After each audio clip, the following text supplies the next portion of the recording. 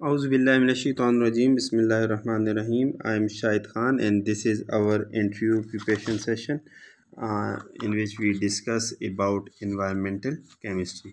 Important portion होता है environmental chemistry का कि इससे भी क्वेश्चन अक्सर पूछे जाते हैं, तो हमें इसके बारे में हाव नो होनी चाहिए। पहला क्वेश्चन है, कहते हैं define environmental chemistry, right the name of components of the environment.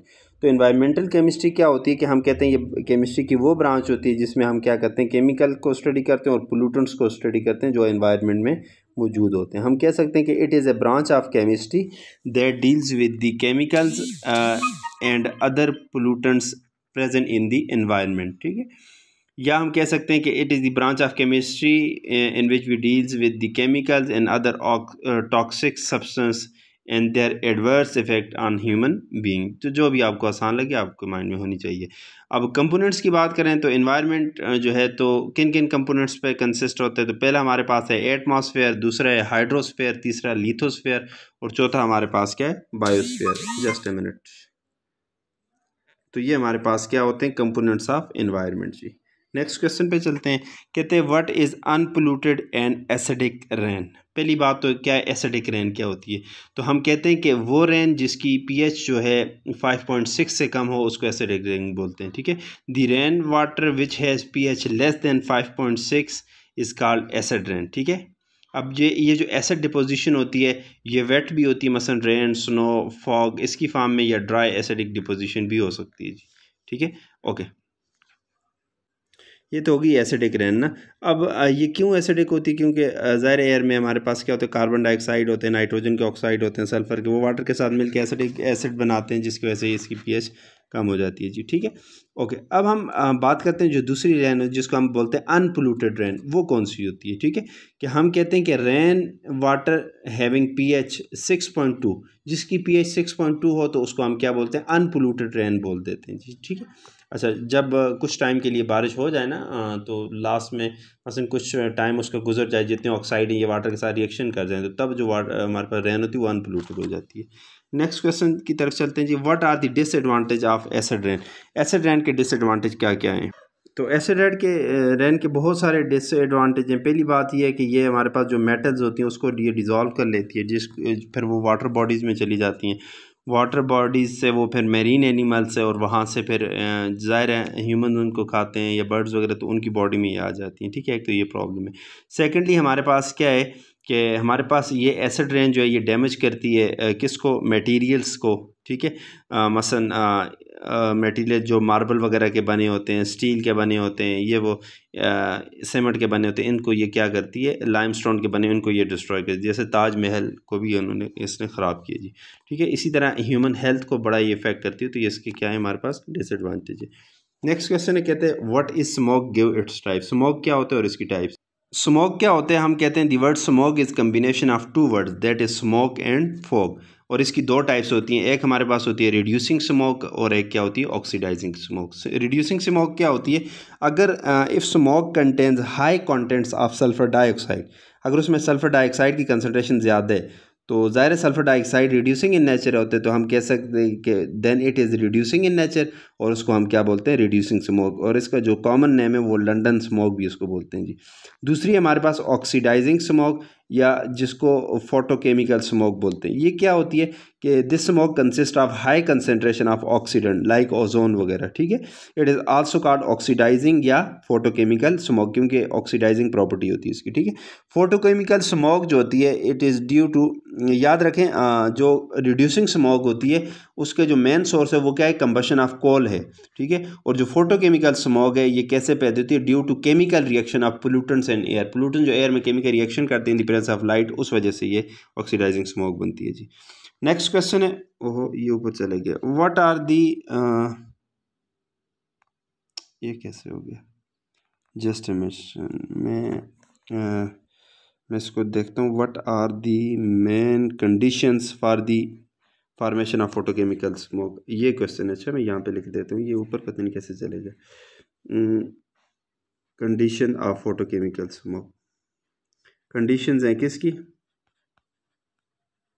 Photochemical smoke की, इसकी कंडीशन के बारे में बात करते हैं कि ये इसकी क्या कंडीशन है फॉर्मेशन की। ठीक है, तो हमारे पास कंडीशन क्या है जी, कंडीशन की बात करें हमारे पास ऑक्सीडाइजिंग स्मॉग या फोटोकेमिकल स्मॉग की फार्मेशन की, तो अब हमें पता है कि ये जो स्मॉग होती है consist of high concentration of oxidant like ozone वगैरह, ठीक है। इसको इस वजह से ऑक्सीडाइजिंग या फोटोकेमिकल स्मॉग बोलते हैं।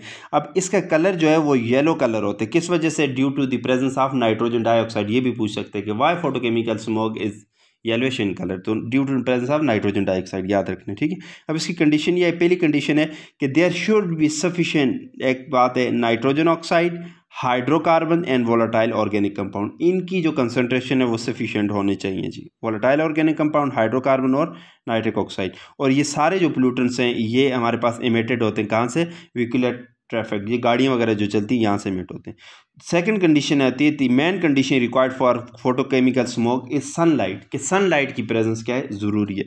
और थर्ड कंडीशन है कि जो एयर है वो क्या होनी चाहिए? उसकी जो मूवमेंट है वो क्या है? लिटिल होनी चाहिए, हल्की हल्की आवाज़ चलनी चाहिए, बहुत तेज़ नहीं चलनी, क्योंकि अब रीज़न क्या है कि हवा अगर एयर तेज़ चलेगी तो हमारे पास क्या होगा? हमारे पास रिएक्शन जो है वो डिस्टर्ब हो जाएगा, कंप्लीट नहीं हो पाएगा, ठीक है। हल्की हल्की सी हवा हो, ठीक है, सनलाइट हो, और साथ हमारे पास क्या हो? सफिशिएंट कंसंट्रेशन में नाइट्रिक ऑक्साइड हो, हाइड्रोकार्बन्स हो और वोलेटाइल ऑर्गेनिक कंपाउंड्स हो, तो ये फिर हमारे पास कंडीशन है जिसमें फोटोकेमिकल स्मोक बनते हैं। सॉरी, हल्की हल्की आवाज़ से मुझे कोई लतीफ़ा वगैरह याद आ रहा था, तो दैट्स वाई थोड़ा सा चलें। अच्छा, ये होगी जी। नेक्स्ट चलते हैं, कहते हैं define environmental pollutant, what are the primary and secondary pollutant. Pollutants क्या होते हैं फर्स्ट ऑफ ऑल, और फिर हमारे पास दो टाइप के पोल्यूटेंट्स आते हैं, प्राइमरी पोल्यूटेंट्स और सेकेंडरी पोल्यूटेंट्स। ये क्या होते हैं, इन दोनों की हमने यहाँ पे बात करनी है। तो पोल्यूटेंट्स क्या होते हैं कि any substance which are responsible for pollution, या हम कहते हैं कि दो substance which cause pollution are car pollutants, ठीक है। ऐसे कोई भी सब्सटेंस जो पोल्यूशन काज करे उनको क्या बोलते हैं? पोल्यूटेंट्स बोलते हैं। अब इसकी दो टाइप होती हैं, एक प्राइमरी पोल्यूटेंट्स होते हैं, एक सेकेंडरी पोल्यूटेंट। प्राइमरी पोल्यूटेंट्स क्या होते हैं? हम कहते हैं pollutants which are directly introduce into the environment, उसको हम क्या बोलते हैं? प्राइमरी। मतलब डायरेक्टली एनवायरनमेंट में क्या होते हैं? इंट्रोड्यूस होते हैं। मतलब सल्फर डाइऑक्साइड है, सल्फर ट्राईऑक्साइड है, कार्बन मोनोऑक्साइड है, नाइट्रोजन के ऑक्साइड है, अमोनिया है, हाइड्रोकार्बन्स हैं, रेडियो एक्टिव मटेरियल हैं, ये फ्लोरीन के कुछ कंपाउंड, ये सारे आपके पास क्या आते हैं? प्राइमरी पोल्यूटेंट्स की कैटेगरी में आएंगे। एक होते हैं हमारे पास सेकेंडरी पोल्यूटेंट्स। सेकेंडरी पोल्यूटेंट्स क्या होते हैं?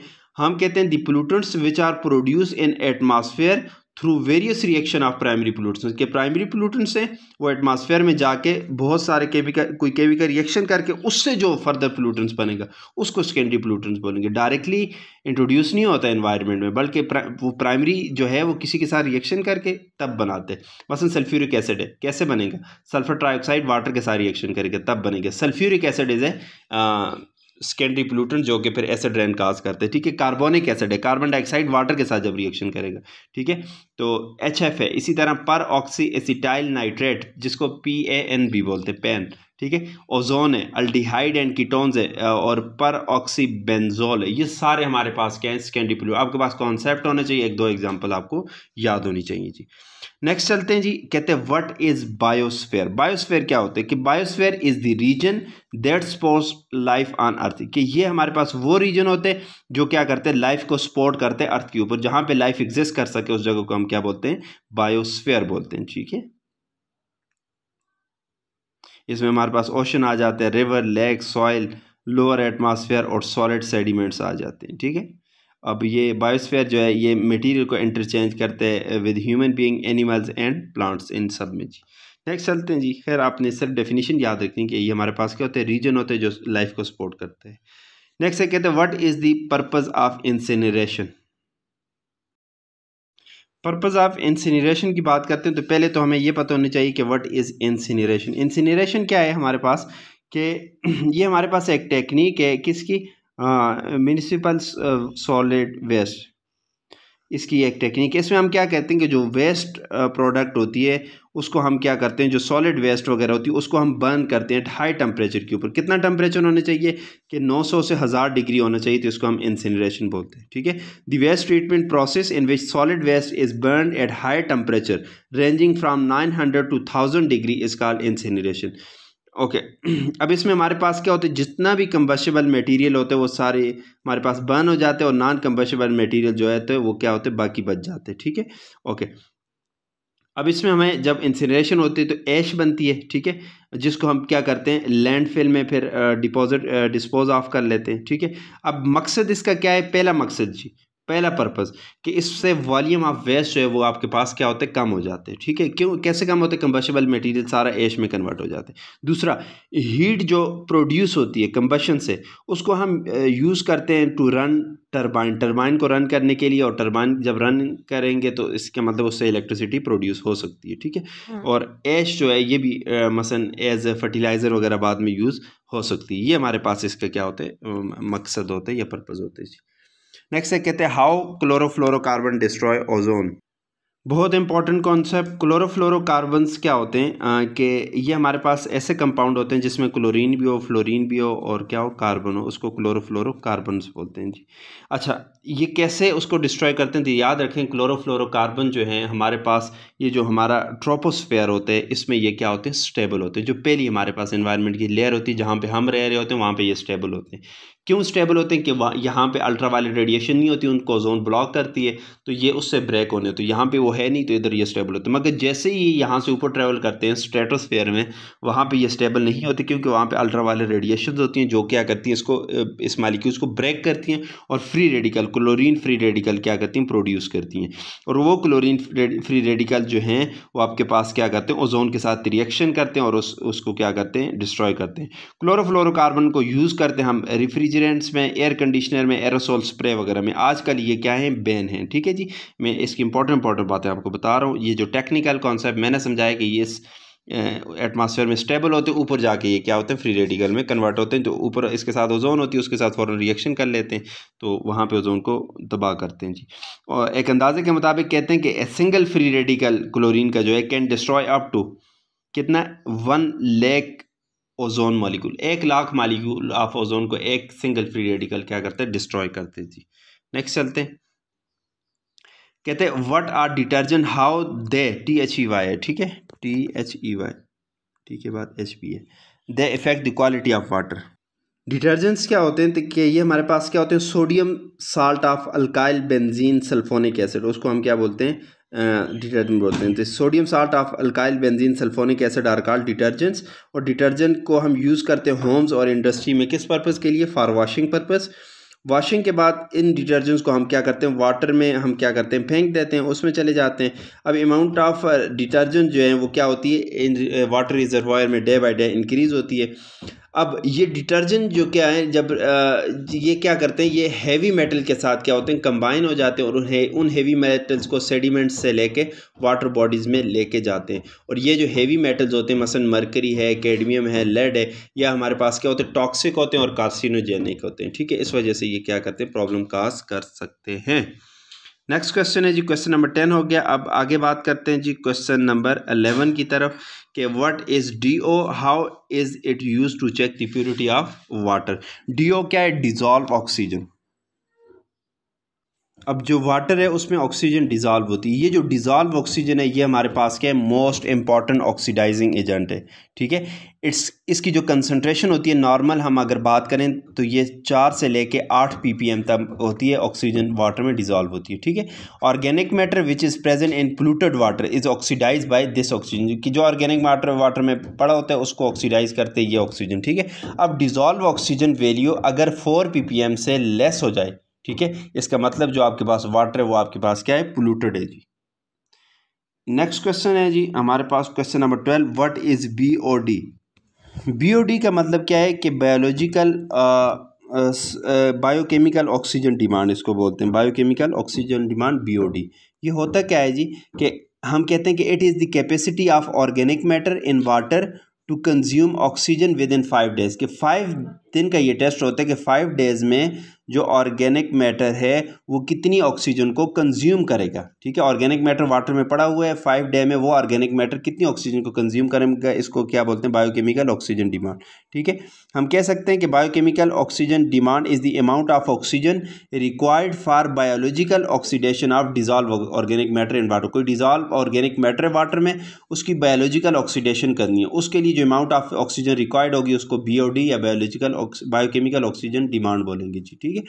अब इसको एक्सपेरिमेंटली मेजर करते हैं कैसे, bye calculating the oxygen content at the beginning. Water है उसमें कितनी ऑक्सीजन है उसको शुरू में हम क्या करेंगे, उसको मेजर करेंगे, और 5 डेज़ के बाद उस वाटर में कितनी ऑक्सीजन बाकी बच गई उसको हम मेजर करेंगे, ठीक है। अब इस रिएक्शन को कैटालाइज करते हैं कौन, माइक्रो ऑर्गेनिज्म। अगर बायोकेमिकल ऑक्सीजन डिमांड्स आपके पास क्या है, हायर है, इसका मतलब है कि वाटर आपके पास क्या है, पोल्यूट है। दोनों में डिफरेंस रखना है, डिजॉल्व ऑक्सीजन अगर कम है तो वाटर पोल्यूटेड है, और बायोकेमिकल ऑक्सीजन डिमांड की वैल्यू ज़्यादा है तो इस मीन आपके पास वाटर क्या है, पोल्यूटेड है जी, याद रखना है जी, ठीक है। उसके बाद नेक्स्ट चलते हैं जी, व्हाट इज COD। COD भी एक टेस्ट होता है वाटर का, chemical oxygen demand. Chemical oxygen demand क्या होता है कि oxygen required by organic matter during chemical oxidation is called COD, chemical oxygen demand. कि वो ऑक्सीजन जो हमें ऑर्गेनिक मैटर को by means of chemical oxidation method जब हम ऑक्सीडाइज करते हैं तो चाहिए होती है, उसको केमिकल ऑक्सीजन डिमांड बोलते हैं। अब हमारे पास जहाँ पे जो हम ऑक्सीडाइजिंग एजेंट यूज़ करते हैं वो डाइक्रोमेट आयन होते हैं, ठीक है, पोटेशियम डाइक्रोमेट वगैरह यूज़ करते हैं, और ऑर्गेनिक मैटर जो है इसमें ऑक्सीडाइज होते हैं, और जो जितना आपके पास बाकी बच जाते हैं डाइक्रोमेट आयन उसको हम टाइट्रेशन की मदद से हम क्या करते हैं, डिटरमाइन करते हैं। अब केमिकल ऑक्सीजन डिमांड जो है, ठीक है, ये हमारे पास क्या इस direct measure of oxidisable matter in water के, अगर ये इसकी वैल्यू ज़्यादा है इसका मतलब ऑक्सीडाइजेबल मैटर जो है, ऑर्गेनिक मैटर जो है वो वाटर में क्या है, ज़्यादा है, इसका मतलब वाटर पोल्यूटेड है। तो हम कह सकते हैं कि a higher value of COD means water is polluted. अगर COD की वैल्यू हायर है तो वाटर पोल्यूटेड है, ठीक है, अगर कम है तो वाटर आपके पास क्या है, साफ़ है। इसी तरह बायोलॉजिकल ऑक्सीजन डिमांड की वैल्यू अगर ज़्यादा है तो आपके पास वाटर क्या है, पोल्यूटेड है, अगर कम है तो वाटर क्या है, ठीक है जी। अगर डिजॉल्व ऑक्सीजन की वैल्यू कम है तो वो आपके पास पोल्यूटेड है, ज़्यादा है तो वाटर ठीक है जी, ये आपने याद रखना है जी। क्वेश्चन नंबर 14 है, कहते हैं what are the advantage of aeration of water.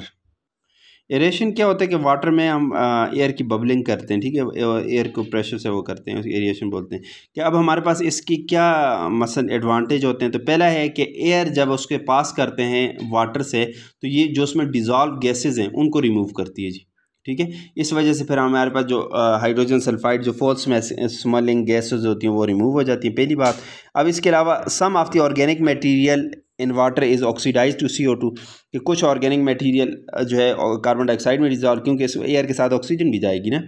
इसी तरह ओके, अब इसके अलावा जो बाकी जो ऑर्गेनिक मटेरियल है उसको एक्टिवेटेड कार्बन से जब हम गुजारेंगे तो वहाँ से भी आपके पास ये क्या होगा, रिमूव हो जाएगा जी, ठीक है। अब अगर आयरन इसमें प्रेजेंट है Fe+2 फेरस आयन में प्रेजेंट है तो ये ऑक्सीडाइज हो जाते हैं किस में, Fe+3 आयन में। और अब Fe+3 आयन में जब ऑक्सीडाइज होगा तो ये क्या बना देगा, फिर वो प्रेसिपिटेट बना देगा, इनसॉल्युबल फेरिक हाइड्रोक्साइड बनेगा, FeOH3 बना देगा, जो कि इनसॉल्युबल होते हैं। तो इसका मतलब ये आयन्स भी इससे रिमूव हो जाते हैं, ठीक है। ओके, हम the process of aeration improve the oxygen level of water, ठीक है। अगर एरिएशन करेंगे तो जो ऑक्सीजन लेवल है वाटर के अंदर, डिजॉल्व ऑक्सीजन है, उसको ये क्या करेगा, इम्प्रूव करेगा जी। इस मीन हम ये कह सकते हैं डायरेक्टली कि वाटर को ये क्या करेगा, प्योरीफाई भी करेगा। ओके, उसके बाद हम बोलते हैं व्हाट इज़ लीचेट। लीचेट क्या होते हैं, लीचेट क्या होते हैं, हमारे पास जो लैंडफिल होती है जिसमें हमने जो सॉलिड वेस्ट होते हैं उसको डिस्पोज किया होता है, भरा होता है, उसमें कुछ ग्राउंड वाटर क्या करते हैं, सीप कर जाते हैं, उसमें आ जाते हैं, ठीक है। अब जो वाटर है वो यहाँ से कुछ वेस्ट वगैरह को क्या करेगा, मसलन सॉलिड वेस्ट है अपने अंदर डिज़ोल्व करके कुछ मेटल्स वगैरह को अपने साथ क्या करेगा, अपने अंदर डिज़ोल्व करेगा और एक लिक्विड सा बनाएगा जिसको हम क्या बोलेंगे, लीचेट बोलेंगे जी, ठीक है। जो हमारे पास मसलन वाटर सीप करने से उस सॉलिड से भी कुछ एक्सट्रैक्ट वगैरह जो आ जाते हैं उसको लीचेट बोलते हैं। अब लैंडफिल्स में कुछ गैसेस भी प्रोड्यूस होती हैं, इंपॉर्टेंट है याद रखें, मीथेन गैस प्रोड्यूस होती है, अमोनिया गैस है, हाइड्रोजन सल्फाइड और नाइट्रोजन, ये हमारे पास क्या होती हैं, मसलन लैंडफिल से ये गैसेस भी प्रोड्यूस होती है, अगर पूछा जाए तो पता हो आपको। नेक्स्ट है, कहते हैं how do leather tanneries pollute water. Leather tannery ये जो सनत है चमड़े की, कि ये कहते हैं कि ये कैसे हमारे पास क्या करती है, वाटर को पोल्यूट करती है जी। अब लेदर टेनरीज जो हैं, याद रखें पाकिस्तान में बहुत सारी मसलन ये सनतें हैं जो ये मसलन चमड़ा साजी इसमें वो काम करती हैं। अब इस इंडस्ट्री में हमारे पास एक केमिकल यूज़ होते हैं जिसको हम बोलते हैं क्रोमियम साल्ट, और उसमें जो क्रोमियम है ये याद रखना है कि वो आपके पास जो क्रोमियम 60 यूज़ करते हैं वो +6 ऑक्सीडेशन स्टेट में होता है जी, ठीक है। ओके, अब ये जो +6 ऑक्सीडेशन स्टेट में होता है ये बड़ा डेंजरस होता है, बहुत टॉक्सिक, और हमारे पास क्या होते हैं, कैंसर काज करते हैं, कार्सिनोजेन होते हैं, ठीक है, कार्सिनोजेन। अब जो इंडस्ट्री यूज़ करते हैं कि उनके लिए हमारे पास प्रोटोकॉल ये है कि वो इसको रिड्यूस करें, पहले किस में, क्रोमियम +3 में रिड्यूस करें, ठीक है, फिर बाहर मसलन इंडस्ट्री से बाहर जो वाटर है उसमें आप फेंक सकते हैं, इसमें कन्वर्ट। क्यों? जब क्रोमियम +3 में आता है ना, तो जब क्रोमियम +3 में आता है तो ये हमारे पास क्या बनाते हैं, प्रेसिपिटेशन करते हैं। कैसे? ये फिर हमारे पास क्या करते हैं, क्रोमियम और OH, 3 OH के साथ मिल के हमारे पास यहाँ पे प्रेसिपिटेशन कर देता है, ठीक है, ये प्रेसिपिटेट हो जाते हैं, ठीक है, और ये इससे हम इसकी टॉक्सिसिटी से बच जाते हैं। मगर हमारे पास क्या कहती है इंडस्ट्री, क्योंकि ये वाली टेक्नोलॉजी बहुत कम इंडस्ट्री यूज़ करती हैं, ठीक है, बहुत कम इंडस्ट्री जो हैं जो वेस्ट वाटर की ट्रीटमेंट करती है। मसलन ये वेस्ट वाटर में ये फेंकना होता है, उसकी पहले ट्रीटमेंट करके +3 में फिर फेंकती है, ऐसा नहीं होता, बहुत कम इंडस्ट्री। तो क्या करते हैं वो डायरेक्टली इसको क्या करते हैं, इसी को डायरेक्टली क्या करते हैं, वेस्ट वाटर में फेंक देते हैं, जिससे क्या होता है ये कार्सिनोजेन होता है और कैंसर काज करता है, और साथ क्या होता है और बहुत सारी बीमारियों का सबब बनते हैं। तो ये वाटर ट्रेंडीज में ये मसला है जी, इस तरह वाटर को पोल्यूट करती है। अक्सर मसलन लोग जब इस पे एनालिसिस कर रहे होते हैं ना इंडस्ट्री में, तो वो स्टूडेंट्स को सैंपल ही नहीं लेने देते, उनका जो वेस्ट वाटर वहाँ से गुजर रहा होता है ना, वहाँ से स्टूडेंट सैंपल लें, उससे भी वो मना करते हैं। वजह क्या होती है, उनको पता होता है जब ये डिटेक्ट करेंगे तो क्रोमियम +6 में आएगा, जो कि क्या है पाकिस्तान में बड़े उस पर मसलन इस पर सख्ती से वो है, बड़े उनको मसलन रोला बड़े उनको मना किया गया इस वजह से कि क्रोमियम +3 को आप वाटर में ना फेंकें जी। नेक्स्ट है कि how carbon monoxide is poisonous gas. Carbon monoxide जो है हम कहते हैं कि ये पॉइजनस गैस है, कैसे? अब कार्बन मोनोऑक्साइड जो है ये हमारे पास पॉइजनस गैस है, इसको मैं मुख्तलिफ 2-3 कॉन्सेप्ट जोड़ के समझाऊंगा क्योंकि अक्सर पूछे जाते हैं, ठीक है। हमारे पास जो आपके पास हेमोग्लोबिन है उसमें आपके पास क्या होता है, आयरन होता है, ठीक है। अब ये आपके पास जो है ये आपके पास क्या होता है, सॉफ्ट एसिड होते हैं, क्या होते हैं, सॉफ्ट एसिड होते हैं। शहाब कॉन्सेप्ट को आप क्या करो, रिवाइज करो, अपने माइंड में समझ आ जाएगी, ठीक है, सॉफ्ट एसिड। और जो कार्बन मोनोऑक्साइड है ये आपके पास क्या है, soft base.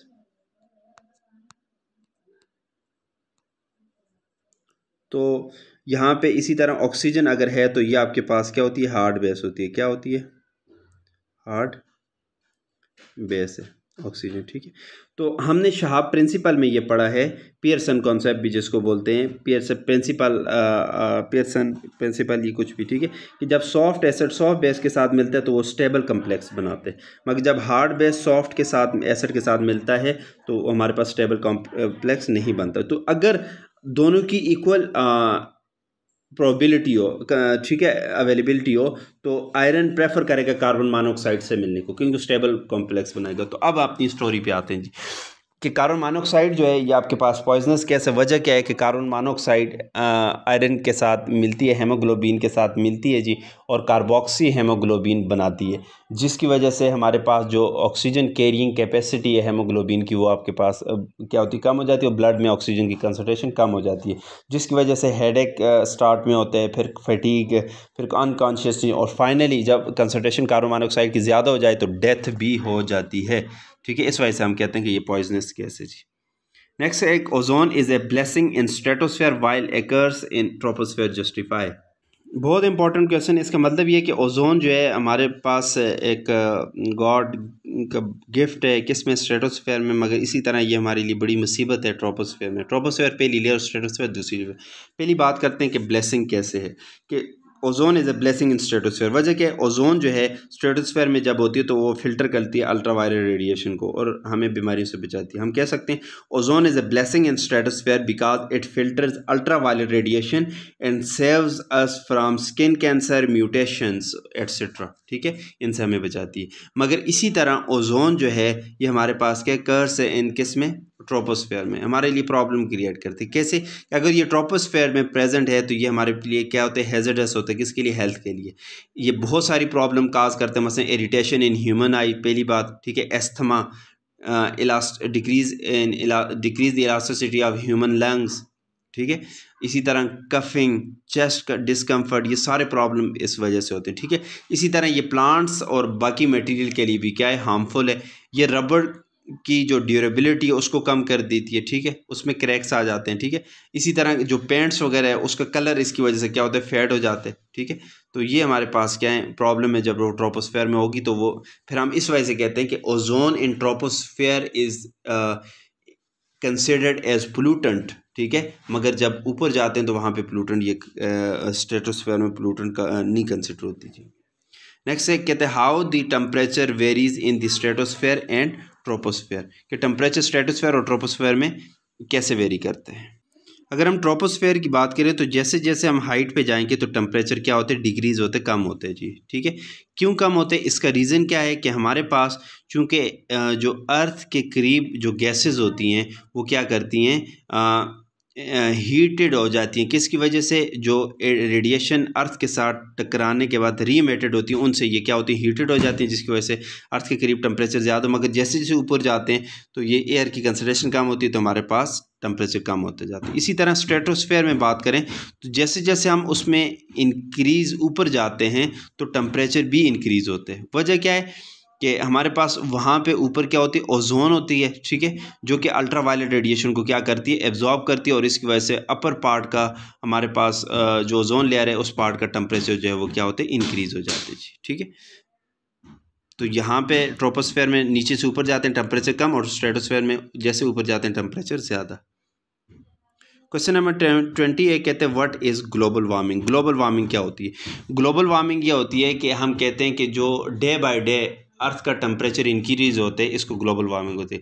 The increase of temperature, the day by day increase in temperature is called global warming, ठीक है, इसको ग्लोबल वार्मिंग बोलते हैं। ये किस वजह से होती है, it is due to greenhouse effect. Greenhouse gases की कंसनट्रेशन की ज़्यादा होने वजह से हमारे पास क्या होती है, ये होती है ग्रीन हाउस गैसेज। कौन सी है, कार्बन डाइऑक्साइड है, हमारे पास वाटर वेपर्स हैं, मीथेन वगैरह, ये गैसेज हैं, ठीक है। ये क्या करती हैं जी, ये हमारे पास क्या करती है, ग्रीन हाउस इफेक्ट काज करती है। क्या मतलब कि रेडिएशन को अलाउ तो करती हैं कि इससे नीचे चली अर्थ तक पहुँच जाए, मगर जब वहाँ से रीएमिट होती हैं तो ये रेडिएशन को ब्लॉक करती हैं, यहाँ से बाहर नहीं जाने देती, ठीक है, जिसकी वजह से अर्थ का टेम्परेचर क्या होते हैं, इंक्रीज़ हो जाते हैं। इसको ग्लोबल वार्मिंग बोलते हैं। ग्लोबल वार्मिंग वाला जो चक्कर है इसको हम कम कर सकते हैं बाय मीन्स ऑफ प्लांटेशन। जितने ज़्यादा प्लांट्स उगाएंगे तो ये ग्रीन हाउस गैसेस कम होती, कार्बन डाइऑक्साइड की कंसनट्रेशन कम होगी, ग्रीन हाउस गैसेस कम होंगी तो ग्रीन हाउस इफेक्ट भी कम हो जाएगा और टेम्परेचर हमारा नॉर्मल आ जाएगी हो जाएगा। This is all about environmental session. तो ये इन्वायरमेंटल केमिस्ट्री से रिलेटेड सेशन था। तो थैंक यू सो मच। अगर आपने बाकी सेशन नहीं देखे तो आप प्ले लिस्ट में जाके उनको भी दे सकते हैं। Good luck for your exam. Thanks a lot.